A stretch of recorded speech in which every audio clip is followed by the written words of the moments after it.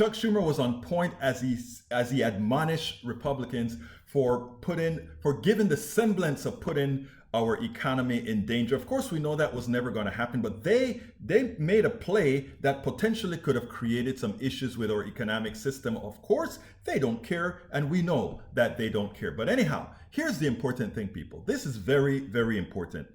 Chuck Schumer did what too often many Democrats don't do, and that was to solidly not attack, but point out what the Republicans are doing. Just like Mitch McConnell, as he's lying, even as he talked about the debt ceiling, he lied about what it was for. He lied and he called out Democrats in a very, very uncivil manner earlier on before he capitulated. Now, listen to this from Chuck Schumer. Let me take it on the other side. On Monday morning, I said we needed to pass a bill to address the debt limit by the end of the week, and that is exactly what we did. Republicans played a dangerous and risky partisan game, and I am glad that their brinksmanship did not work. For the good of America's families, for the good of our economy, Republicans must recognize in the future that they should approach fixing the debt limit in a bipartisan way. What is needed now is a long-term solution, so we don't go through this risky drama every few months. And we hope Republicans will join in enacting a long-term solution to the debt limit in December. We're ready to work with them. Leader McConnell and Senate Republicans insisted they wanted a solution to the debt ceiling, but said Democrats must raise it alone by going through a drawn-out, convoluted, and risky reconciliation process. That was simply unacceptable to my caucus. And yesterday, Senate Republicans finally realized that their obstruction was not going to work. I very much thank, my Democratic colleagues for showing our unity in solving this Republican-manufactured crisis. Despite immense opposition from Leader McConnell and members of his conference, our caucus held together, and we've pulled our country back from the cliff's edge that Republicans tried to push us over. This is a temporary but necessary and important fix. I appreciate that at the end of the day, we were able to raise the debt limit without a convoluted and unnecessary reconciliation process that until today, the Republican leader claimed was the only way to address the debt limit. Let me say that again. Today's vote is proof positive that the debt limit can be addressed without going through the reconciliation process, just as Democrats have been saying for months.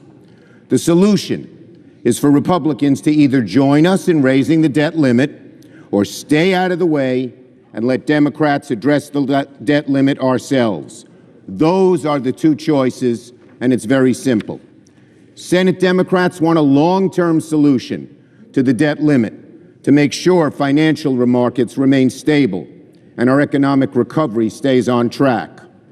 America's full faith and credit must never be used as a political bargaining chip. I hope my Republican colleagues relent from trying to make it one when we revisit this issue soon. So now that Republican brinksmanship is relented, Senate Democrats will focus on passing Build Back Better agenda, so we can finally build up ladders of opportunity for people to climb up to the middle class, to help people already in the middle class stay there, to fight climate change and create the good-paying jobs of tomorrow, and rekindle that sunny American optimism that has long been the core of our national identity. It turns out that Joe Manchin didn't like what he did. He didn't like what Chuck Schumer did.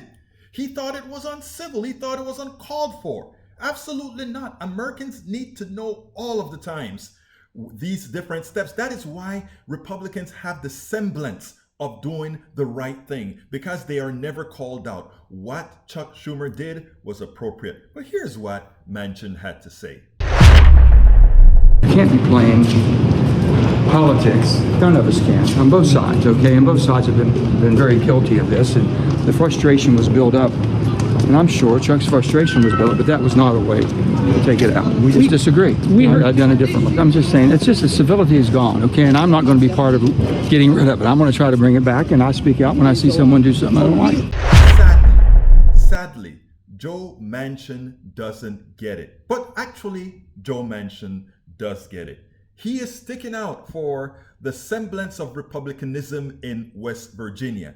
Instead of fighting in his state to let them know that they are more aligned with the Democratic Party's values than with the Republican Party's values, he is doing what most do, and that is appease the citizenry, assuming they're not as smart as they really are when given the appropriate and correct information. So look, keep doing what you're doing, Mr. Schumer, but more importantly, keep Manchin in check. We spend a lot of time deconstructing the news, trying to parse it into a form that everybody can understand. We try to find those little nitpicks where it flies above the fray, etc. If you really like these videos that we do, I want to ask a big favor. Please go ahead. Number one, subscribe to our channel. And number two, please join if you can. Thank you so kindly for watching. Keep watching. Please remember to share. We must populate the entire internet with our progressive message, a message that we know is what most Americans say that they want. So help us, please join.